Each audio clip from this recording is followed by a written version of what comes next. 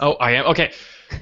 Welcome to the 104th episode of the Animation Addicts Podcast with the Rotoscopers. My name is Mason, and today our episode is on Hotel Transylvania. Blah, blah, blah.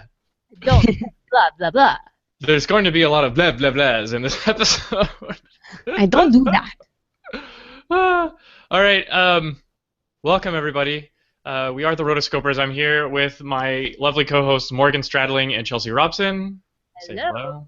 Hello, hello. And this is going to be part of a two-part series of episodes because our next episode after this is Hotel Transylvania 2.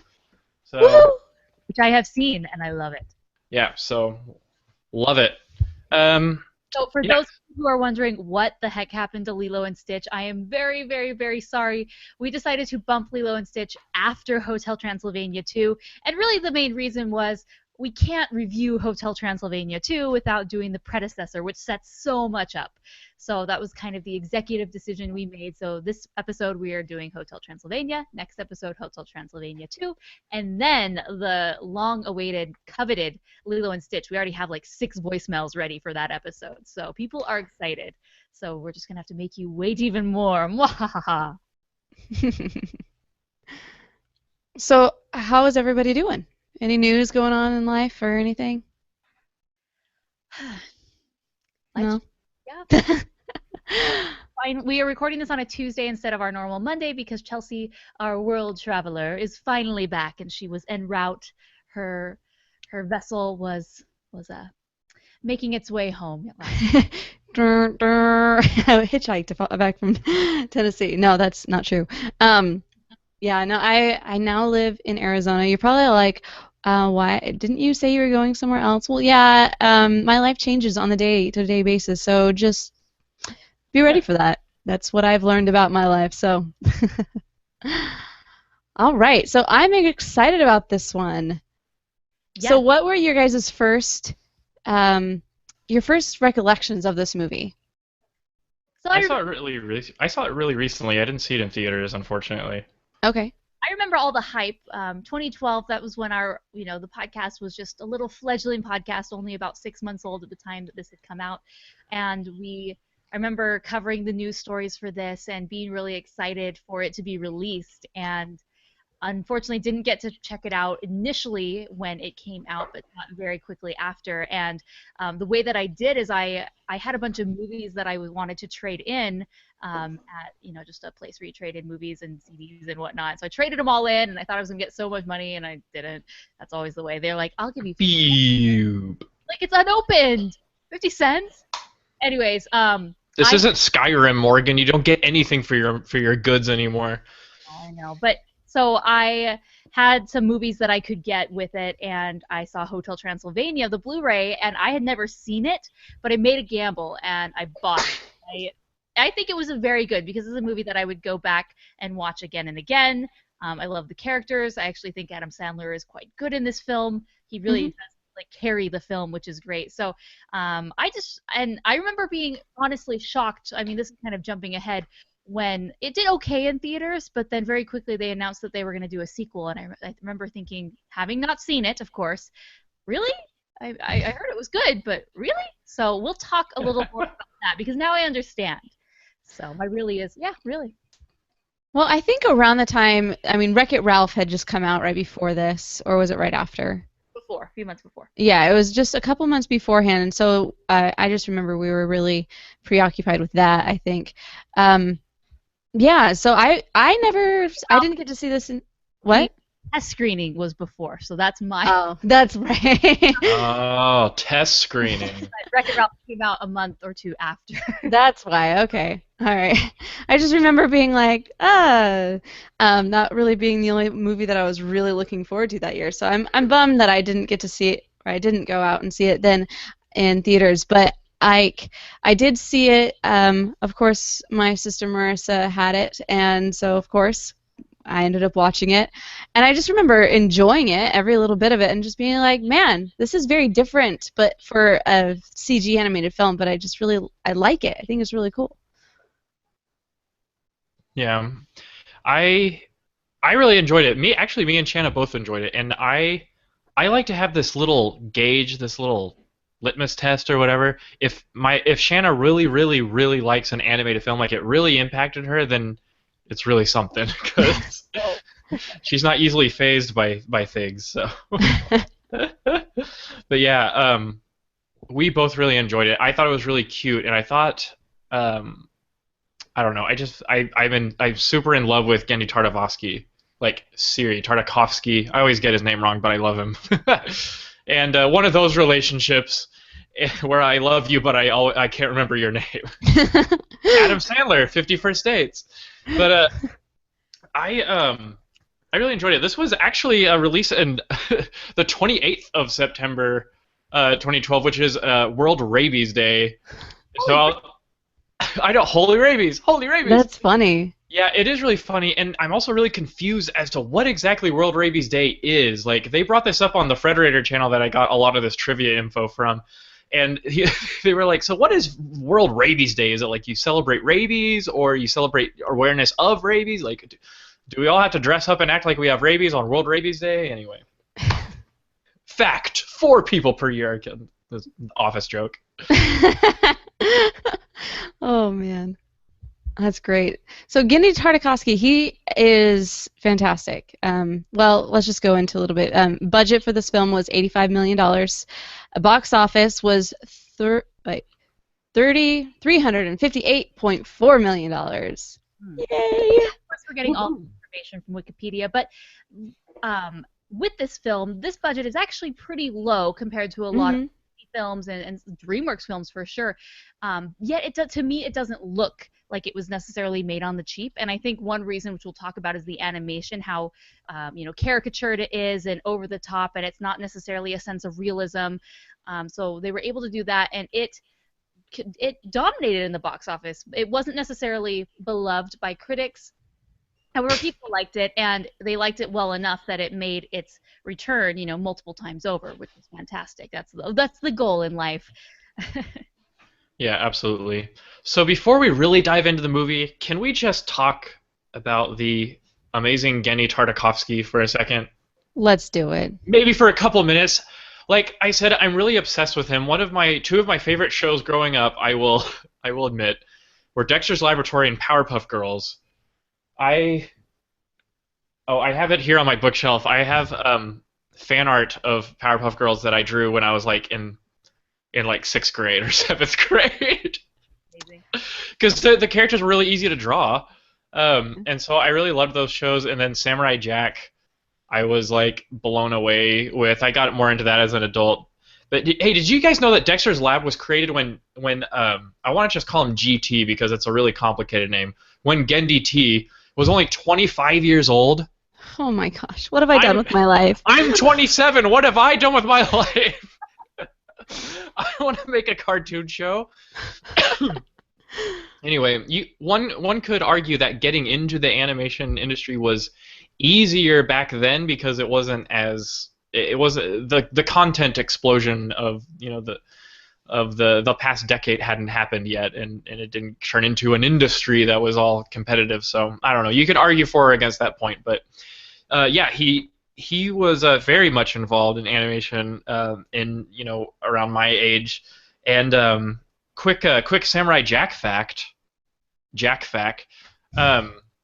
He was actually, as of 2012 when Hotel Transylvania was made, Gendy Tartakovsky had been approached 4 times to make a Samurai Jack movie, and in some of his more recent interviews, he's been hinting that they're working on a Samurai Jack movie, which I really hope they do. I don't know if that's just a rumor, but here's to hoping, right?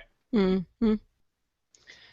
So when I think of his style, it's like he really loves that super zany cartoon style of like.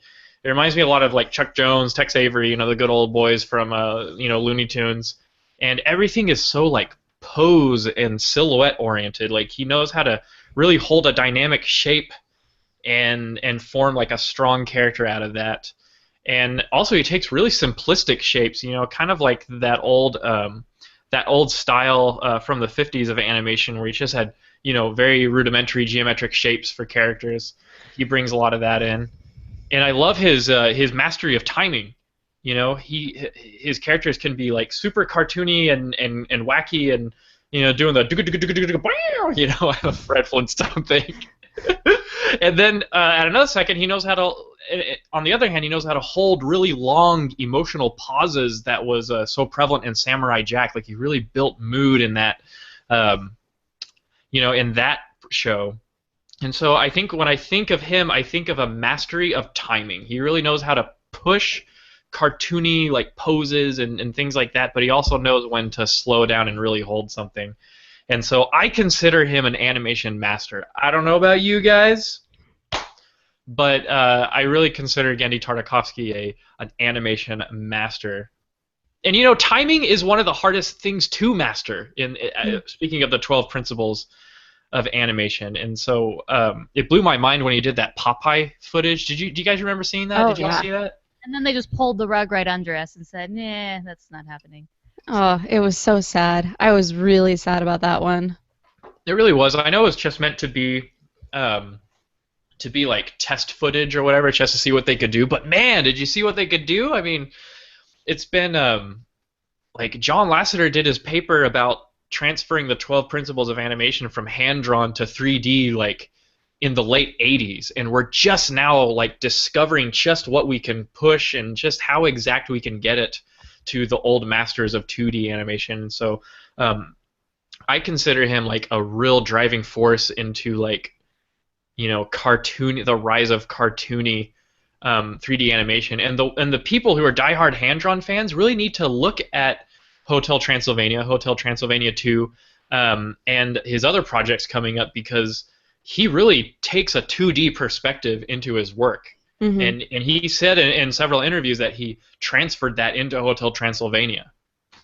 Yeah, I was watching the movie with the director's commentary on there, and he was just saying how, well, this is just something that I was, it's what if I were drawing it, this was what I could do, so let's do this. And then everybody who's there technically, like the technical supervisors and everybody, are just looking at him like, okay, we'll do that. And like just trying to pretend like they're not scared out of their wits, because they're just like, this has never been done before.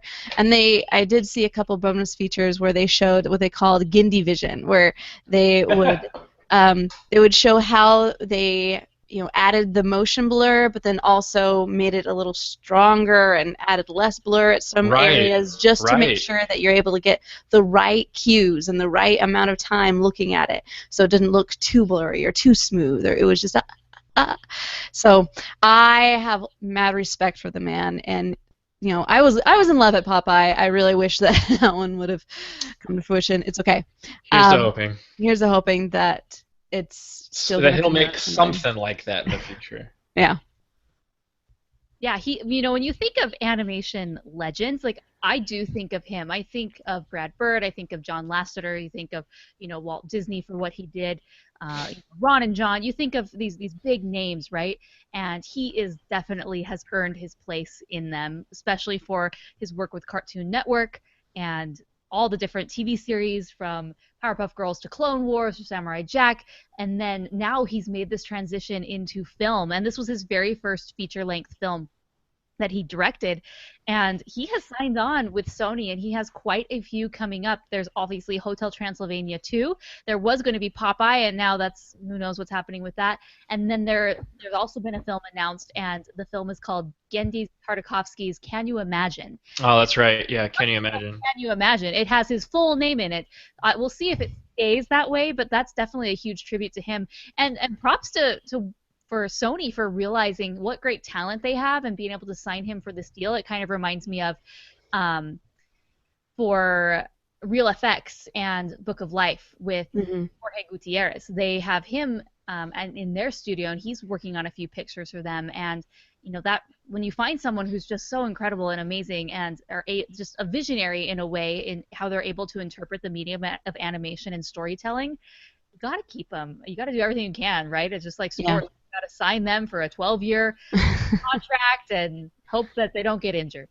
Right. Yeah. Hope they don't choke on like a donut or like something that the intern brought in for lunch. Hope that the interns don't spill coffee on them and they die. I don't know. Hey, did you guys know that Tartakovsky was the 6th director for this film? Not that they changed directors 6 times, like there were dual directors, you know. But he came in very late in the game. He did not get to build this film universe from the ground up. He did revamp several of the characters, as he explained. But thankfully, he said he was involved in animation, timing, and camera work or layout in animation production terms. And so I think those are definitely his strong points. And so, although color, I don't know, I don't know how much of like production design or like concept design he was really involved with in Samurai Jack, Clone Wars, or Dexter's Lab or Powerpuff Girls. But his use of color is very inventive. Like it's very 90s. You know, everything kind of pops out, and he's got very vibrant colors. But yeah. He mentioned he had come in midway, and he talked about the sets, and he said there were some sets that they were already halfway built by the time I got there, and we just had to work with it. Which is interesting. I mean, this film is great as it is, but just it would be even more interesting to see what happens when he has full reign, and that's what we will see in Hotel Transylvania too. How they're able to push some things, which is very funny. I must give a little sneak peek. It's very funny, and it's in the same vein of humor as this, but we gotta talk about this first. Ooh, so let's talk animation. I know it's weird for y'all to talk about animation on the Animation Addicts podcast, so but weird. Hotel Transylvania 2, how would you describe its animation? You mean 1? Or 1, sorry. And 2. Just like you were saying, the Chuck Jones, the Looney Tune-esque for me.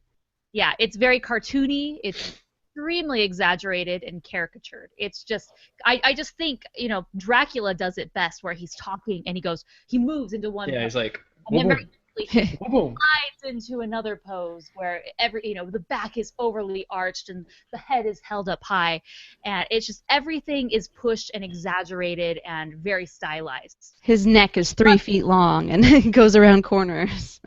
Hey. That he makes, the eyes, and the expressions are just. And also how his whole face can just transform into this very demonic looking evil bad guy vampire, when he has to lay down some tough love. And it's interesting because we've been talking about Dracula as the focal point of the animation, but he really is the star of the show as far as like technical animation goes. Like we discussed, everything is very like stretchy and pose, focused and stuff. Very broad and silly.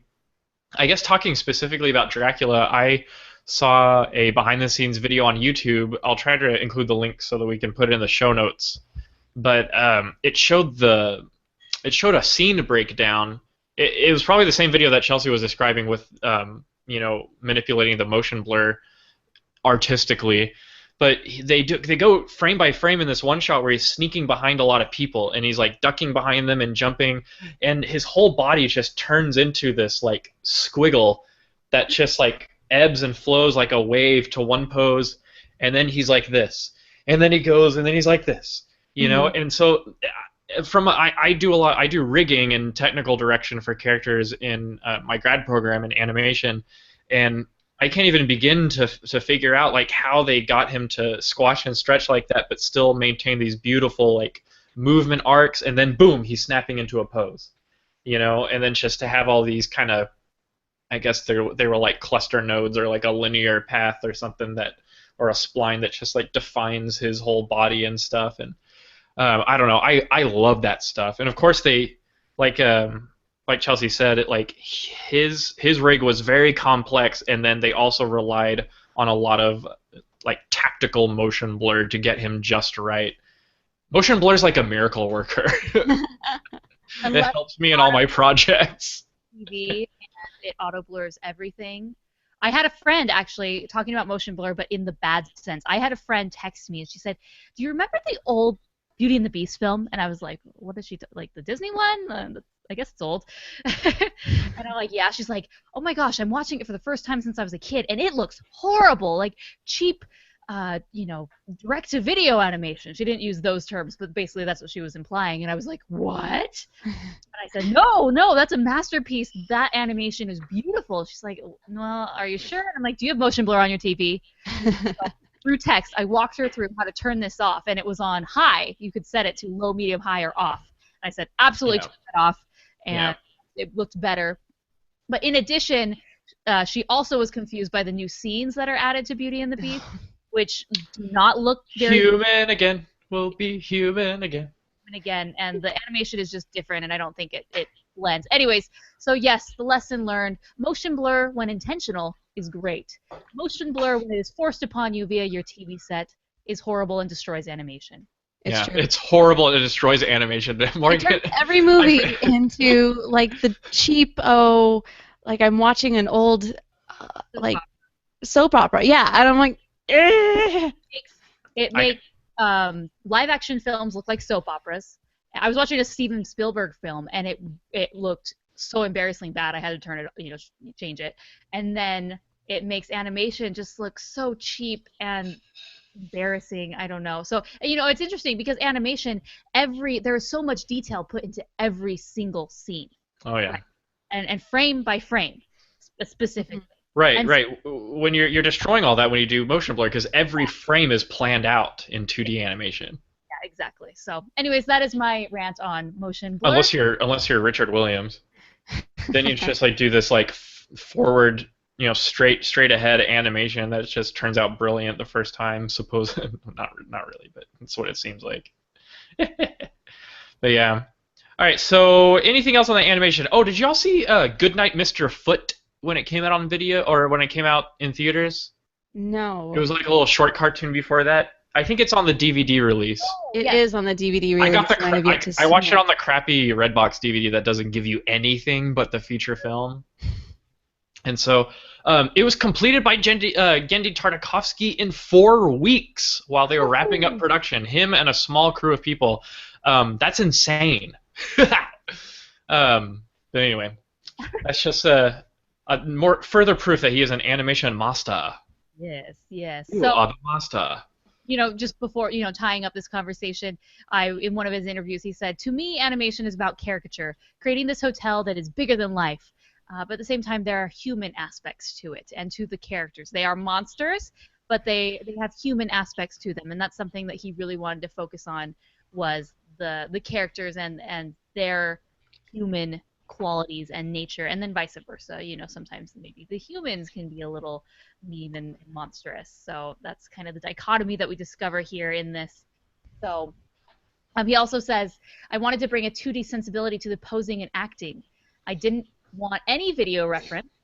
And so he made sure that the animators did not film themselves, because I think he actually discouraged it, because I think a lot of times they film themselves, they use that as video reference, and then it becomes the scene without a lot of personal expression and whatnot. Not always, but he says, I wanted them to draw poses in a purely cartoon fashion, removing them from the live action sensibility. So he didn't even want there to be any live action sensibility or practicality at all. Everything needed to be pushed and very cartoonish in the way that you brought it to life. So I thought that was interesting, because I think that was successful. I think that we do get a very cartoony vibe from this film. That is so interesting, because in every animation project of every animation class that I've taken, and the non-scholastic ones, like the short films I've been involved with, they insisted on live action reference. Now, don't get it twisted. Live action reference videos are super important in animation. But Tartakovsky just said that they're not, like, that they didn't do live action reference. Like, if you've seen the special features for Epic, they were very proud of the fact that they filmed themselves performing all the roles. Of course, Epic was more naturalistic in style compared to Hotel Transylvania. But here's Tartakovsky saying, we didn't do any of that. We did pure cartoon, physics and movement. I think that's only possible to do, and you can bypass that live action reference only if you have an understanding and a mastery over cartooning, like over cartoon animation. Other than that, it's super important to have your live action reference, but I was just blown away by that. But of course, like, who could act like Dracula and hold those poses? You know, when they did dailies and they were showing the new footage, they had an interface that's common now, where Tartakovsky would have a pad, and he would draw over on the big screen the pose that he wanted as opposed to the footage that they were getting in, and so that's how they did a lot of that. And really, his hand was very heavily in the animation. It's a good thing too. You know, he is phenomenal at what he does. Mm-hmm. All right, let's go into the actual movie. How about that? Yeah, we're basically dealing with an animated version of Guess Who's Coming to Dinner. And that's not bad. It's really refreshing. I feel like a lot of animated films are like, you know, blanks are people too, or the blank that wanted to blank, you know. The snail that wanted to be in NASCAR, you know, the mermaid who wanted to marry a human. Oh wait, well never mind, because now we're dealing with the vampire that wanted to marry the human. So, or you know, monsters are people too. Well, it doesn't really go into that. Like, humans are pretty, for the most part, pretty dumb, and monsters are pretty separate from humans in this movie. It's not like at the end they were like, "Aw, we embrace the good people of Transylvania, of Romania, and we're living together and learning to work in harmony." Harmony. Harmony. And live in harmony. I need to learn that whole song. Maybe it's on YouTube. Oh, it is. Oh, it really? is. We'll do that. We'll do that for the Rotocast. All right. Okay, so this does follow the typical formula of the blank that wanted to blank. Oh, okay. How so? No, that's what you said, did you not? Oh, I did. The vampire that wanted to marry the dude.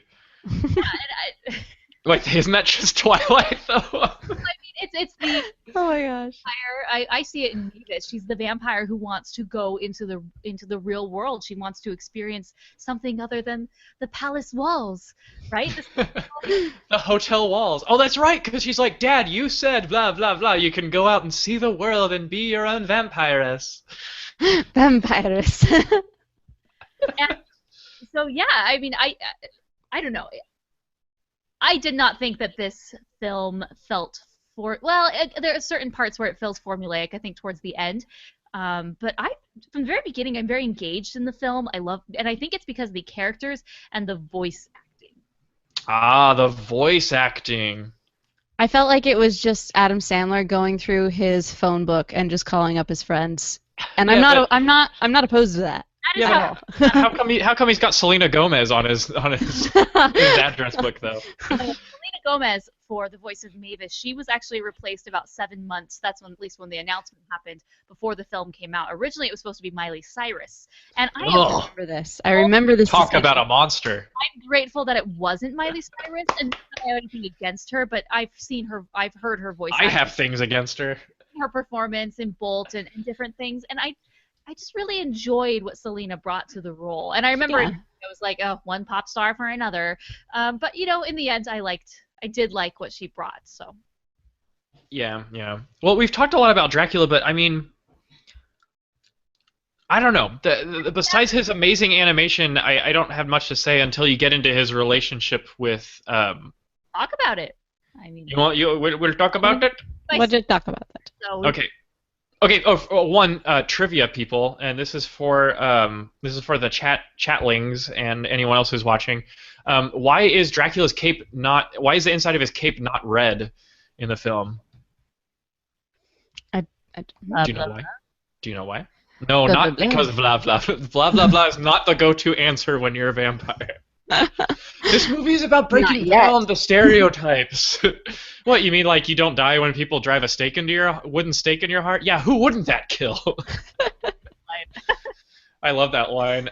Okay, the reason why the inside of Dracula's cape is not red is because Universal Studios has the rights to Count Dracula, the character, like in film. And as such, or at least the classical depiction of him, you know, the Bela Lugosi look, the I am a vampire, rest is good for the blood, you know, all that stuff. and they had specific parameters as to what they could and couldn't do with Dracula's character. He doesn't have Bela Lugosi's Widow's Peak from the movie that they did back in the 30s. And and they also said that the inside of his cake couldn't be red. That's really specific. Yeah. Is that really so, such a highlight? Is that such a trade secret, or is that such a property for Universal that they can't let it go? No capes. No capes. No red capes. Copyrights are important, so you hold on to it. Oh, important. You can license it out. Oh, yeah. We're hoping for ooh, maybe if they want a red cape, they can pay us.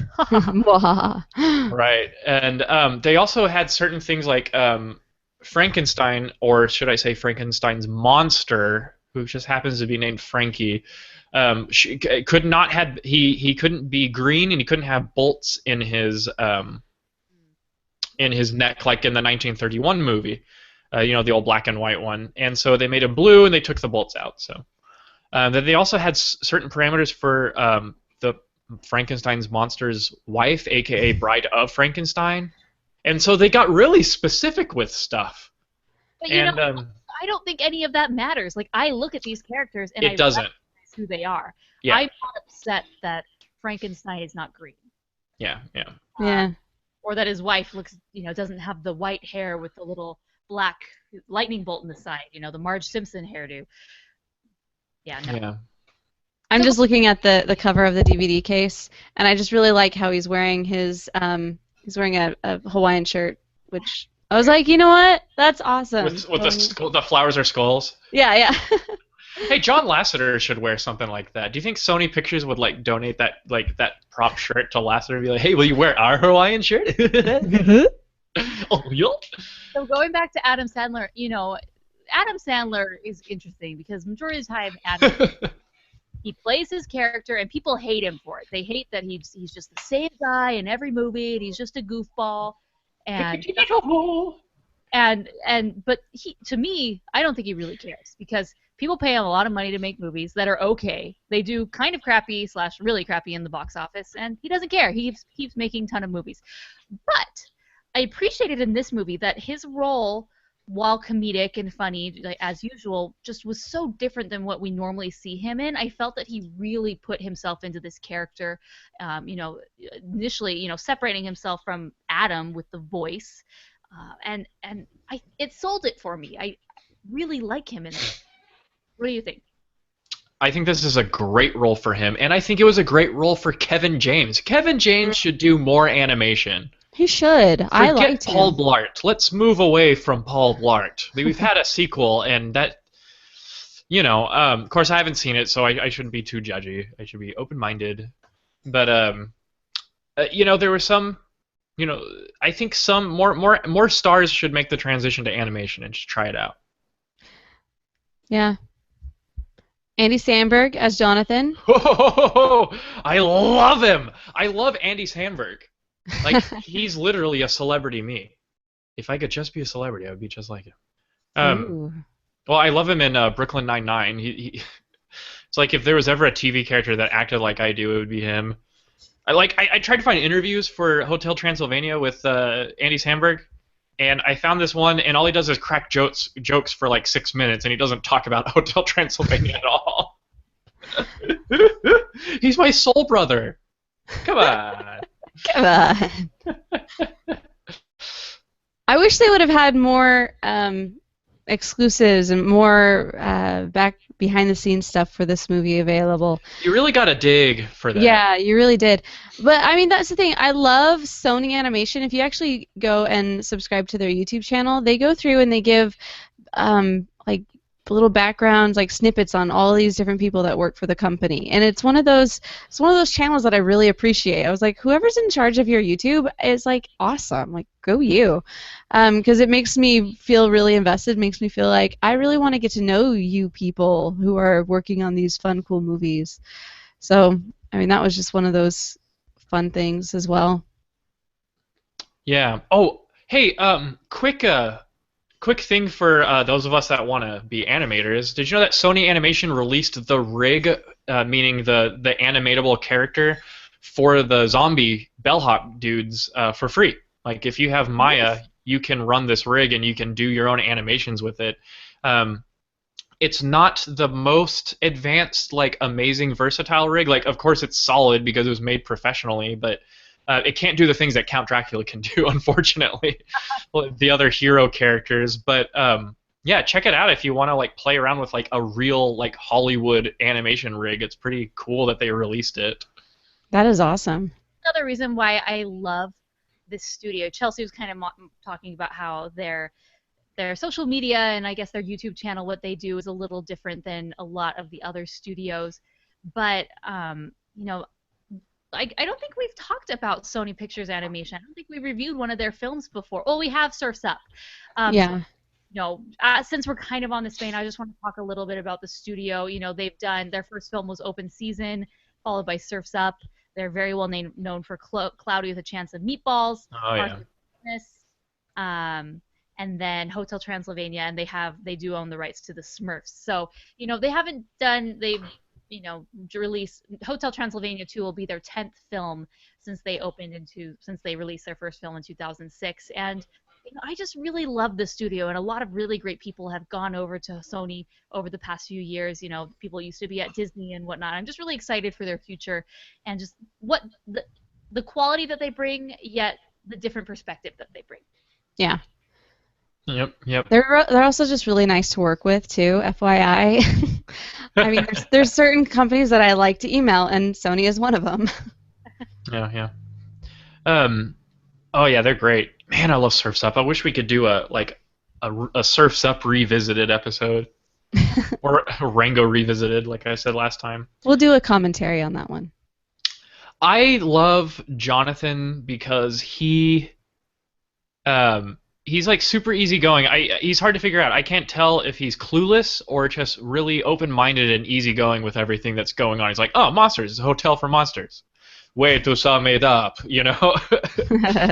But he's really optimistic and positive. I don't know why Dracula hates him at first. Well, we know why Dracula hates him at first. But, what did y'all think of Dracula's relationship with Jonathan? Because Dracula hates his guts, and he spends a lot of the movie trying to get rid of him or trying to dissuade him from hanging out with Mavis. Mavis. Mavis. Well, it's an interesting relationship because you understand from the very beginning why why he feels the way that he does about humans, and so he's just trying to protect her. But he's so harmless for the most part, and he's really genuine. And just their relationship back and forth. I love the scene where they are, preparing for the big party, and they have the tables with the tablecloths, and they're fighting. Oh yeah. And they're making him fly and whatnot, and there's moments where Dracula lets his guard down, and he's able to just kind of accept him for being who he is in a way, without his prejudice and preconceived notions. And then their relationship it's very sweet, but then those walls come back up and it's lost. So that's something that we will see. That's because Dracula lied to Mavis, He set himself really well for the whole "you lied to me" moment, What was it on Meet the Robinsons where Carl's like, yeah, I don't see that blowing up in your face. But I love, that's kind of the transition point, the scene where they're, having fun, You don't know how to have fun? Mm-hmm. Please, I invented fun, And then Dracula lets his guard down and stuff. Dracula never lets his guard down, believe you me. And so that was a rare event, to be sure. I like how they become friends, and I wonder if if there was once a script where Jonathan is like, Drac, I never knew my father, and I had to come all the way to Transylvania to find my dad. Daddy, it could have been one of those. I don't know. I should get into writing animation. Really lay on the melodrama there. I don't think Andy Samberg would be capable of doing that without cracking up. Do like 800 takes for that. And Dracula's like, "You are the son I never had." In You that, know. I was reading an interview, and apparently it is a reference to Star Wars, the TIE fighters. He tries to hold just one Star Wars reference per film. He would like to do more. It's Star Wars is such a, ingrained in our society. It inspires everyone, it seems. But he actually worked on Star Wars, and so he's kind of toned back his references. But that is supposed to be a very definite reference to Star Wars. Okay, but I have one question since we are talking about the scene, which really bothered me. All right. The tables are monsters. Like, did you notice they had faces and they kind of acted on their own? I didn't get that. You mean like the Monster Book of Monsters from Harry Potter? Yeah, I mean, it was kind of like Beauty and the Beast, where like some of the objects were enchanted, and I understood the fact that the suits of armor were enchanted and that there were different, like the zombies did a lot of the work. But in the hotel, there's mostly just monsters. There aren't enchanted items for the most part, and so it really confused me. I felt like that was just a plot point that they used. Let's just give them faces and have them have a mind of their own, because otherwise if Drac is controlling all of the tables, it doesn't make the chase very interesting because Dracula is controlling it from the beginning, right? And can do what he wants. Oh, that's right. He can do the control-y thing. Well, they're monsters and they can act on their own, and Jonathan can just control them. Then it makes it a little bit more exciting. But I did not really like that because I'm like, I don't get, why is a table a monster? I've never heard of this ever. So that was just one little nitpick that I had.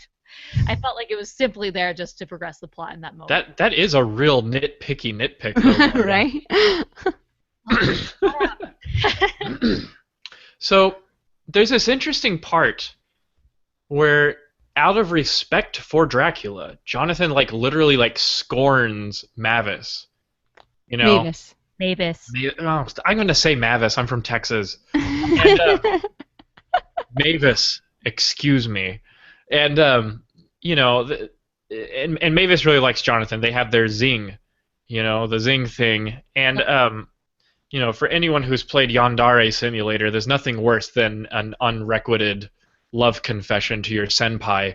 And so when she confesses her love to her senpai, Jonathan scorns her because he respects Dracula. What did y'all think about that? I was like, whoa, that went in a direction I did not think it would go, because normally in the wouldn't it be, I don't know, I expected him to be like, yeah, I like you too, Mavis.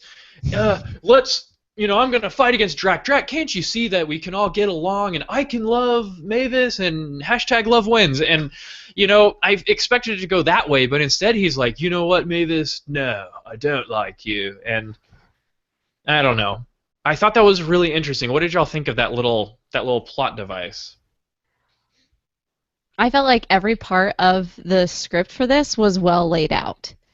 And from this point all the way to a little bit, or right beforehand when it was the big reveal as to why Dracula hates humans, because they don't really tell you exactly why throughout the whole thing, but it gets to that part where it's like, oh, because everybody killed the wife.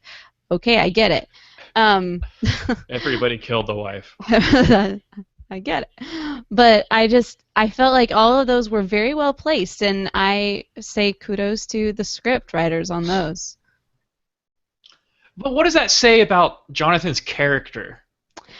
That he respects the dad. And he also didn't want to die because he thought that he would suck his blood. That's right, because he was under pain of death. That's kind of like dealing with the dad in modern relationships today, How is that, Mason? How is dealing with the dad? Oh, we showed our sister's fiance our shotguns. We literally cleaned our shotguns in front of him on the dinner table when he came over. So anyway, Classy. That was our form of I will suck your blood until you resemble a dried out whoopee cushion, or whatever he says in Hotel Transylvania 2. Nah, it wasn't really like that. But it could mean two things. One, he's just really not that into Mavis, and he's like, okay, see you later. Or two, he loves her so much that he's willing to give her up so her family can be happy. But either way, not a satisfying ending for him if it really happened that way.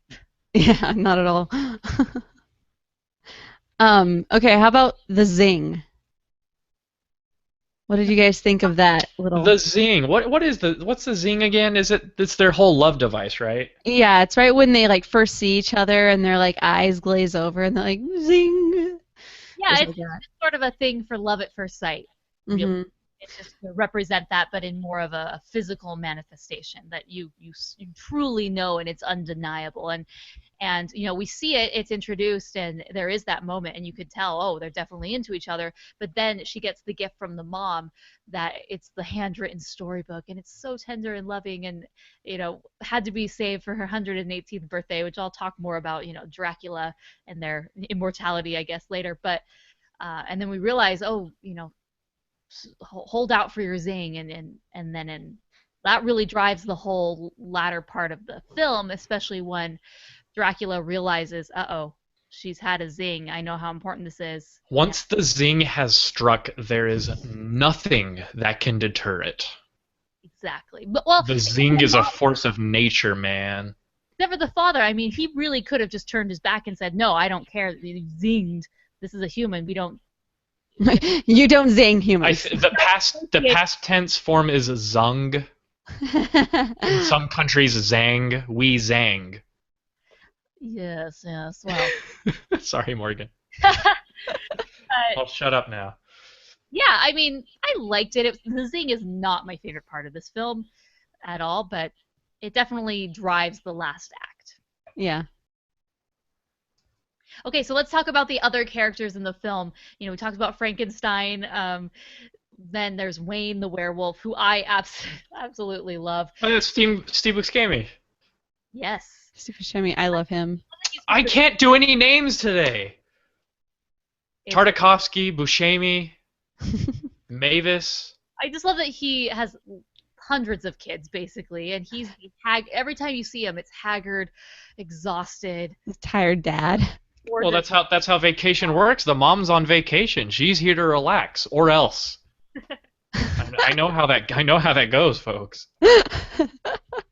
And the little munchkins, the little werewolves, are absolute terrors. There's that very first scene where they all go into the hotel, and it's just like a swarm of bees that are they're eating things and they're destroying things, and oh, it's great. He tips double just because it's a mess back there. And then later on, man, Wayne, do any of your kids respect you? One. Oh, I love how the kids. Well, they didn't really go into the kids in. Oh, by the way, I have pizza now, everyone. Excuse me. I have to eat dinner. Are you going to share with the rest of the class, Mason? Come yes. on now. Yes. Everybody, open your mouths, and here comes the pizza. Shanna's like, "You're gonna ruin your webcam." But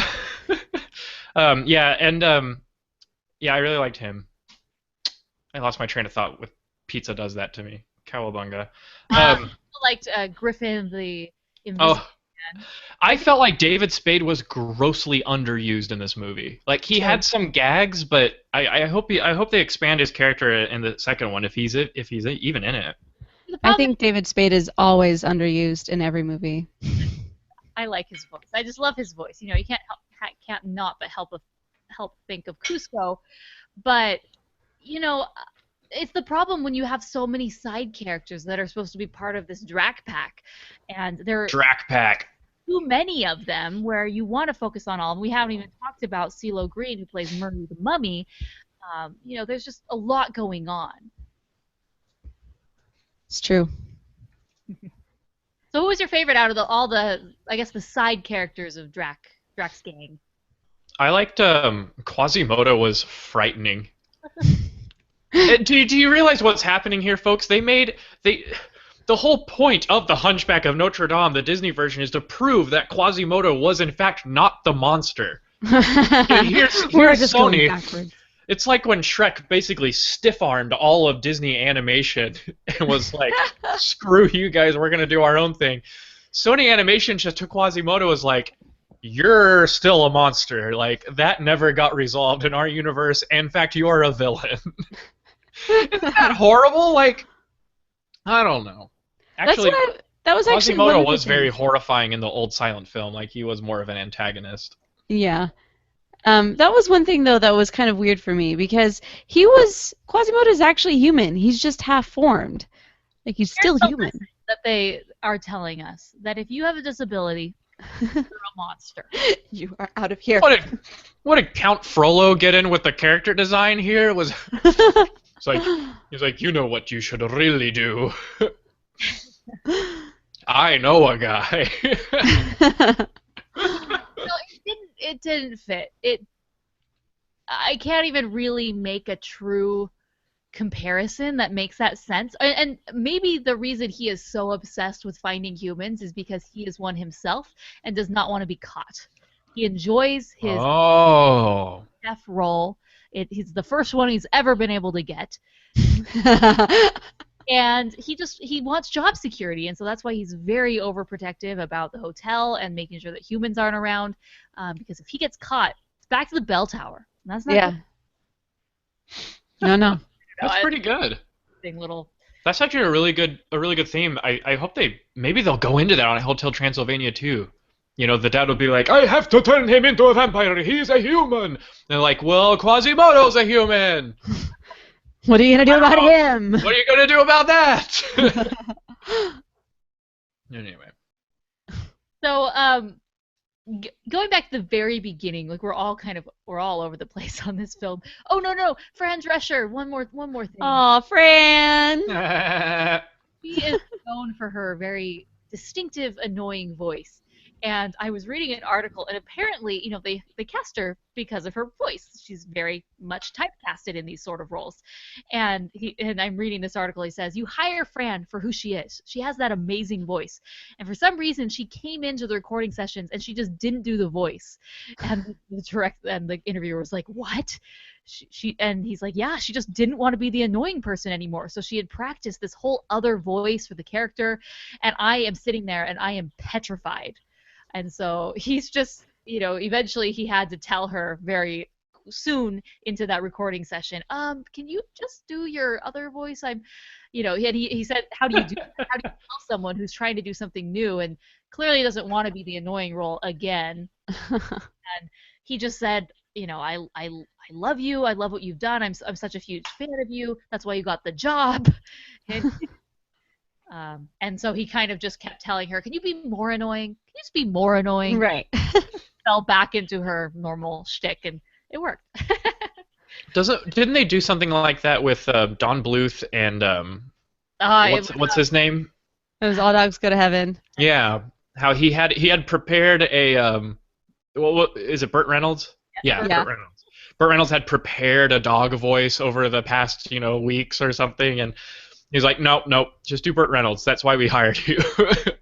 An actor. I mean, you're trying to, hone your craft and explore, but no, okay. Villains, I gotcha. Okay, annoying voice. Okay, fine. But do you know what? I don't understand why people would be upset for being typecasted. The fact is, you were casted. Like, you were cast in this movie, so you get a paycheck. Yay! Like, don't be afraid to do what works. Yet true artists aren't there for the paycheck. Oh, I'm totally there for the paycheck. I'm here for the paycheck. No. All right, That's why I want to be a character TD instead of like a PA or something. Whole laundry list of voice actors and celebrities. So much laundry. Do you think that this worked? This cast, this ensemble? I feel like that's the big question. I didn't feel like there was any. A lot of you do run the risk of having it be one of those where it's like all I see are, it's an epic. But I didn't feel like this was. I didn't feel like it was distracting. The only one that you could really tell was Adam Sandler for me. Everybody else afterward, I was like, oh yeah, it's that guy. Oh cool, it's that guy. It's like, and you were just happy to hear their voices. Yeah. Sorry. You were just happy to hear what was going on. So I had no problems with it. Yeah, let's analyze this. There are animated movies where the big star that does the voice acting, the title role, just overshadows everyone and is really annoying. Home is one example. Rango is another. Johnny Depp just does not stop talking in that film, despite how much I love it. But I really didn't think that the stars in this movie really did that. I felt like the writing was such that they could show their talents, as themselves, as their celebrity selves, but also have also give each other the space that they needed to have a coherent script. Yeah, And so it's not that it worked on a Prince of Egypt level, but it did work better than in other films that had a huge Hollywood cast. well, and one reason is, this is Adam Sandler and his Happy Madison gang. I mean, they are just known for doing films together, and as a result, they're sort of like a comedy troupe. They know how to work off each other and to play off each other, and to really just make that ensemble work. That is their thing. They're great as individuals, but even better as a cast. And I think that's one reason why it also works, is because they're familiar and they're especially familiar with each other. Mm-hmm. So, when I was reading about the comedy in this film in the interviews, surprisingly, there wasn't a lot. You think you bring in like all these comedic guys, amazing. And there wasn't a lot of ad-libbing that went on per se in this film, which I thought was interesting. I mean, you think of Aladdin and Robin Williams and how much that he had ad-libbed, and that's when you bring in someone who is known for their comedy, you kind of give them a little bit more leeway to play around with the script. And I guess that wasn't the case for this film. They really stuck to the script and just worked really hard on pushing their own lines and make sure the lines that were written were as good as they possibly could be. Yeah, and Gindi actually worked a little bit with the cast, obviously, for not the cast, but the writing team, to make sure that they had other visual gags that went around with it that worked really well. Like, for example, you had the fart gag, which, there's always a great fart gag. There's always the fart gag. And so, in the commentary, he talks about how there was, these guys, I thought I would just be going in there just to kind of sit back and watch them do their thing, and then I had this idea as they started talking about this fart gag that one of the witches would come in and suck it up with the little thing and throw it into the fire, and it would create this giant fireball, and everybody laughed, and it felt good, and so we went with that. And so I mean, there's little things like that worked out really well. And he was able to tie in not just the visual, which is a huge part of a Genndy Tartakovsky film. The visual is where it's at. But to also add the comedic timing and everything in there. It was just, I thought it worked out well. Yeah, I think that visual comedy is something that's very indicative of the golden age of animation with the Chuck Jones and Tex Avery, Looney Tunes. Even a lot of the Walt Disney shorts were very reliant on visual comedy, and we got to see a lot of that in this film, and I loved it. I remember, there's the point where Jonathan sticks his hand in the skeleton, and the guy gets super mad, or where there's the fleas that are on their honeymoon, or the skeleton in the shower, and there's just so many things that I can't even think of them all, unfortunately. I just wish that I could just watch this again and take note of every little thing that made me laugh, because it seems there's drunken heads and there's so many great things that they did in this film. Yeah, they really created a world, a universe where monsters work together to make this hotel a fun experience, and I kind of like the concept of Drax's motivation for making Hotel Transylvania is to have a haven or a little oasis for monsters, Didn't the teaser trailer have all the monsters looking around for tourists wherever they live and packing up their things and sneaking out to get out to the hotel, and I like that concept, and I like how everything just kind of works together. There's a lot of imagination involved, and yet they're characters that we can relate to. So that's animation. It's one of the whole points of it. Did we talk about the zing? We did talk about the zing, but I believe in a gradual zing. That's almost impossible in animation. I have yet to feel a zing, so I don't know. Oh, poor Chelsea. Aw, don't worry, I'm fine. Did you like the concept of the hotel, that there was a hotel for monsters? I loved it. I thought it was just something new that they were able to, I could definitely imagine this being a storybook. A lot of animated films are storybooks first, such as How to Train Your Dragon and Shrek, and I felt that this could have very much been a storybook that someone had written and they adapted, which is not the case, but I loved it. I loved the concept of monsters. They go to their own hotel to get away from humans, and they can just be themselves. It would have made a great golden book. Yeah, I liked it how they kind of turned the fact that, Dracula normally has his mansion, castle, whatever, tucked away somewhere, but then they turned it into actually, it's a 5-star hotel resort. It's great. So, what do you guys? There any other things you want to talk about before we talk about the ending? Let's just go into the ending. So, really, there's this moment where, we haven't really gone into detail, but basically the plot of the film is she wants to go away. The daughter of Dracula turns 118. She's finally ready to go see the world. It doesn't happen, and this human comes into the hotel. They fall in love, and eventually they're getting ready for the party. He's helping to plan the party under the ruse of being a monster, then is discovered and sent away. And then Drac in this moment realizes, oh, she loves him, I have to go find him. So Drac Pack go back and they search for... Drac Pack go back! Drac Pack go back. Yes, Drac Pack, they go back and they search for Johnny because he realizes what is the most important thing for Mavis. And then at the very end we have this dance party and the 100th birthday. Obligatory song and dance party at the end of the animated film. Can we talk about that? That is... Let's talk about it. Very common in animated films, especially nowadays. But Madagascar, I'm looking at you. I like to move it, move it. I like to move it, move it. Move it. So how did you feel that the film ended? I think the beginning is very, very strong. This last third, it's pretty predictable what's going to happen. Mm-hmm. Of course they're going to find them. Of course they're going to bring them back. But what do you think? I did like how he was, speaking through the guy on the airplane. I thought that was kind of cool. It was just funny. Like the guy ends up speaking in his horrible accent, and I liked that part.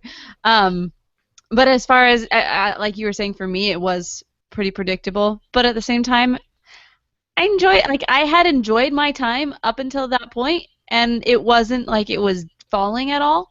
It just kind of was like, okay, let's wrap this up. Yeah, exactly.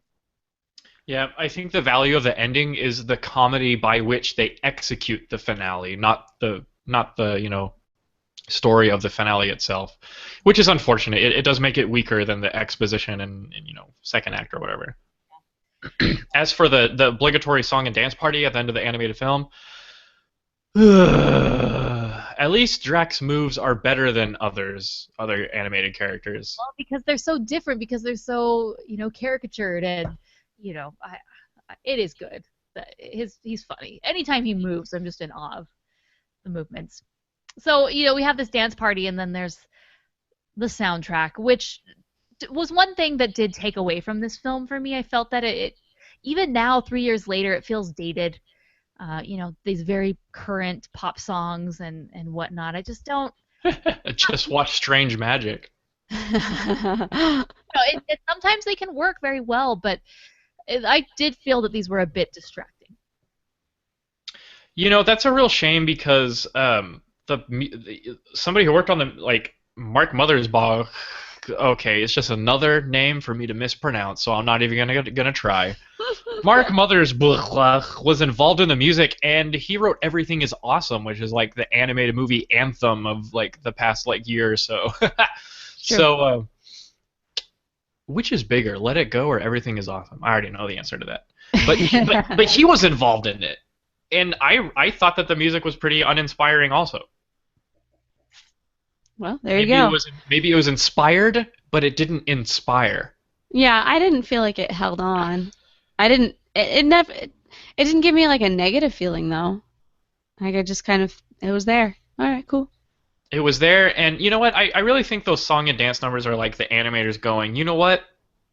I want to do something I want to do something that people aren't telling me what to do. I'm gonna have real fun with this character. So maybe that's a thing. Maybe it's like a reprieve for the animators, or for the animators to show their skill. Although I've never seen an animator's demo reel include the dance sequence at the end of their animated film, so I might be off the mark with that one. That's why you need to do it, Mason, and then you'll get every job you'll ever ask for, because they're just looking for that. Be like, guys, I did Shrek in Shrek 6 at the song and dance number, so. Yeah, hire this guy. You're awesome when you end every sentence with so. So. So let's talk about the sequel opportunities for this. A few years after this, it was announced that we are getting a sequel to Hotel Transylvania 2, and some people were really excited, others not so much. And I was in this initial interview for the very first film. He talks about franchise potential and whatnot, and I thought he just had a great quote, because yes, he is an artist, he's a visionary, whatnot, but he's also realizes that this is a business. He says, it's great to create a Dracula that is timeless again. Get a TV show, another movie. That's always the goal, to create something that is franchisable. We are in a commercial business, obviously. You want it to appeal to the mainstream, but at the same time, I don't spend much time thinking about that because I'm so involved in the moment. Most of the time, it's a miracle to finish the movie in itself.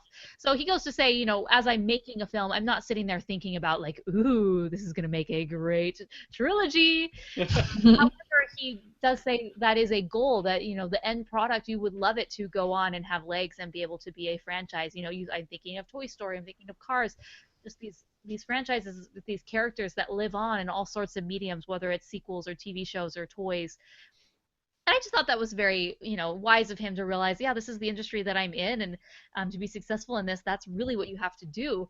And it's awesome that he is directing the sequel and been involved from the very beginning. Mm-hmm. Yeah, that's why I'm excited for Hotel Transylvania 2, because now, Genndy Tartakovsky will be involved in everything, from pre-production to the final touches. So, I'm excited for that reason. Also, I just love his work, and the fact that we know that his signature style is stamped on the animation style for this film, just gets me excited. So also, Hotel Transylvania 2 will feature songs by Fifth Harmony. Yes. So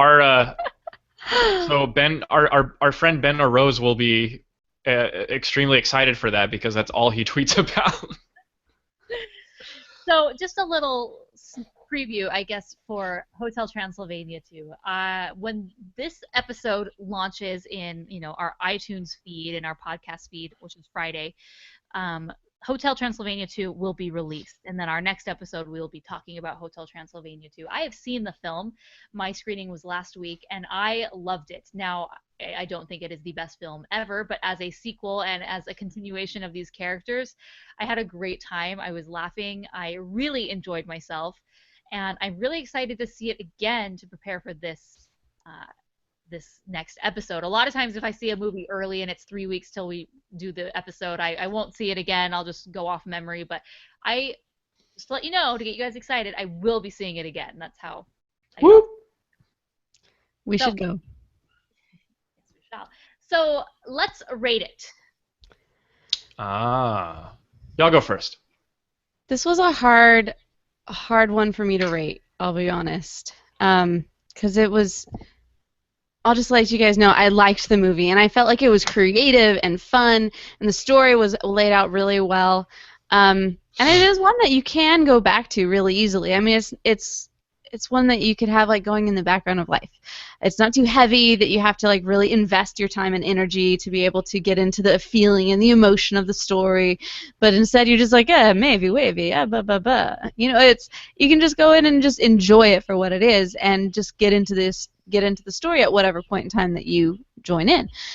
So I liked it for that point, and the fact that that type of replay value is excellent. I couldn't give it a 5-star, just because it didn't have that X factor, I guess. And 4.5, I was like, even that's probably a little too high for my like real feeling. So my real feeling is gonna be like is technically more like a 4.25, but we're just gonna go for 4. No such thing. Hey, this is your review. You can do whatever you want. Thank you. All right, 4.25 from Chelsea. So I'm going to give it 4 stars. Thinking of this film, I enjoy it from start to finish. I've seen it multiple times since I sporadically decided to buy the film without having seen it. And overall, every time I'm just invested in the characters. I love Dracula. I love Mavis. I love the ensemble cast. I love the sight gags and the jokes, and the world that is ultimately created. And on top of that, beautiful animation, character design. It's definitely fresh. It's something a little different than I guess we see every day. And however, it's not necessarily the most amazing, groundbreaking film that I've ever seen. But nonetheless, I do enjoy it, and that is a huge part of what I rate my films for my own personal rating system. And for that reason, it is 4 stars. I also just one putting in there. I really liked the art book. Ah, yes. I too am giving it 4 stars. I'm going to give it a pretty high rating to see if the sequel matches up to it. Yeah, I really enjoy the animation and the comedy, and Adam Sandler is actually really good in it, and so is Andy Samberg. And I actually like Selena Gomez in it, which is weird. And everyone else just kind of works. And this is one of those movies that you got to watch to study how to really transfer those 12 principles of animation and into CG animation. Awesome. Yeah, that's all I got to say. All right, so I did a listener Twitter question, and I asked, who is your favorite character in Hotel Transylvania and why? And I got, so far, at the time of recording, there are 3 responses. Duchess Swan says Mavis. Everyone wants to be able to explore new things. Mark Brown says, I remember having a big crush on Mavis after seeing the movie the first time. No idea why, though. But she's amazing. And then Eric Stenstrud says Mavis because when I first watched, her voice reminded me of one of my good friends. Kind of random reason, but whatevs. So it's unanimous. Mavis is everyone's favorite. I am actually doing a Mavis tutorial for the a Mavis tutorial for the YouTube channel. I'm just waiting to get a few pieces, and I'm really excited. I know there's a bunch of other ones on there, but that was just one character that I really wanted to be. So, okay. So let us go into our voicemail. So since we did change the movie that we were reviewing sort of last minute, we didn't get as many voicemails, but we do have Old Faithful here, and our one voicemail is from Sarah. So let's check it out. Hello, Rotoscopers. It's me, Sarah, again, and I'm here to leave a voicemail for your Hotel Transylvania today. Sorry, I just lost my train of thought. Back on topic. I am really excited for this episode because, well, 1, live stream, yay, and 2, because Hotel Transylvania is awesome, and I'm really excited for the sequel. My best friend and I plan on going to see it at some point. And, yeah, decided it was a short voicemail. Hope you guys all have a good day. Bye, Morgan, Mason, and Chelsea. I love you all. Love you too, Sarah. Aw, we love you too, Sarah. Sarah's in the chat room. She goes by amazing names. This time she is Quicksilver Goes Room.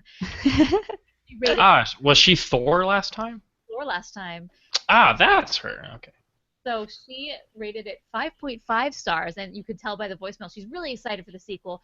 So, Sarah, I will just give you a sneak peek. You will not be disappointed. I mean, again, just as this movie isn't a 5-star movie, the sequel is not a 5-star sequel, although that does happen sometimes. However, as a continuation of these characters, can't go wrong. So, and there's a lot more. The humans it's a few years down the road, and humans have been accepted. Vice versa, humans and monsters interact, and so we get to go see monsters in the human world, and it's really fun. And there's lots of Mavis, so any Mavis fans, get ready. All right.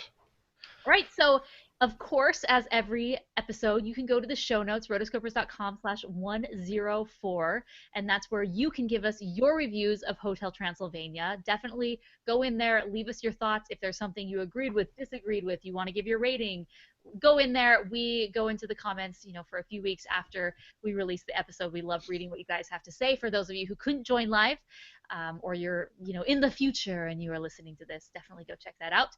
Of course, you can tweet about this and talk about the show in general just using the hashtag #AnimAddicts. And if you want to be as cool as Sarah and leave us a voicemail, you can do so by going to rotoscopers.com/voicemails or give us a call at 406-646-6575. And yeah, so I guess that's really all that we have. Thank you to everyone who's been supporting us through Patreon. I feel that, I don't know about you guys, but since we do have quite a handful of patrons, and it's just amazing, that I feel that I come even more prepared for the show than I did before, because I know that the patrons are backing the shows, and that I'm doing this for them, when before it was more just for me. But I do a lot more of reading interviews and listening to interviews, watching interviews, reading up on the film, watching it multiple times if I can, bonus features, and I definitely think that the patron support has helped to improve the show. I mean, the patrons are the reason why you can watch this live. You can go to rotoscopers.com/live, and that's where you can see the video broadcast. But also, you can go on the bottom of the website, the footer. That is our schedule. It lets you know when we're recording, so that way you won't miss a live show. So thank you to everyone who supported us. We appreciate it. We love you. And yeah, anything else, guys? Anything you want to plug? Yeah, Chet, do all that stuff that she just said. I'm so happy that we were able to review Hotel Transylvania. Me too. I love this live video format. We are so grateful to our patron subscribers so that we can bring this to you. If this is your first time listening, or if you're a long time listener and you've been in the chat and you've been in on this live broadcast, then tell your friends and tell your parents too. They might want to listen. I don't know. Tell everyone. And so that what Roto Nation can grow. What if we called the general populace of the Rotoscopers listen like? Official name. The unofficial name is the Roto Gang. Roto Gang. All right. Well. You have something better. That's why I don't have anything official yet. Maybe we can have our own tattoos and gang signs and bandanas that we can wear. Well, yeah. That's one reason why I might want to avoid the term. If it sticks. Well, For now, the Rotoscopers community is a powerhouse for animation. We love you guys so much. We love engaging with the Rotoscopers community. That was the whole point of this the Patreon subscriptions and making the expansions we have, so that you can have better access to us, and so that we can all talk about what we love together. And so I'm excited for where we've gone and where we are going. All right. Well, until next time, guys. I'm Chelsea. I'm Morgan. And I'm Mason. Blah, blah, blah. And you are watching the Rotoscopers. Oh, no. It's not going to work out. Just Roto foul. Right, anyways, even though when all three of us talk, it doesn't work. Okay. One. And we are the Rotoscoper. I didn't say it right. All right.